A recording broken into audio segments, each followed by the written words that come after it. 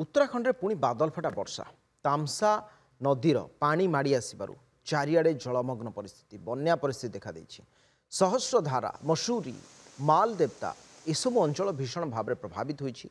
राजरास्ता उपरे माटी कादुओ सहित पत्थर जमा हो रही। आप भिजुआल्स देखुं केमती घर यू घर घर आगे आप देखूँ कोहली भाव में रास्ता नष्ट हो जाइए। बड़ बड़ गछ भांगी पड़ता बेले घर दुकान बजार सबकि प्रभावित होइछि। कला पानी केवल से पानी माड़ी आसबार डेहराडून तापकेश्वर महादेव मंदिर बुड़ी जाइए। पानी माड़ी आसबार 2 जण निखोज हो जाइछन्ति। जिला प्रशासन और एसडीआरएफ पक्षर उद्धार कार्य जारी रही।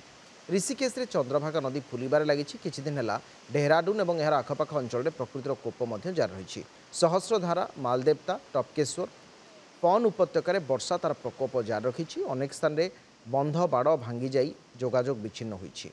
दिन दिन धरी स्कूल कॉलेज बंद रही। घर दुकान मंदिर चारिआडे पंक कादुओ पानी पशि जीवन वर्तमान दुर्विष हो पड़ी। देखो जो भिजुआल्स आपको ये हूँ तापकेश्वर अंचल दृश्य केते अधिक मात्रा रे आपण पानीर स्रोत बा प्रवाह आप देखुं आसुचे। ये बादल फटा वर्षा कई मिनिट मध्य जो 100 मिलीमीटर अधिक वर्षा रेकर्ड कर उत्तराखंड स्थिति जीवन दुर्विषह और सेठी स्कूल कॉलेज बंद परिस्थिति असंभाल नाके दम से ढाका लोक।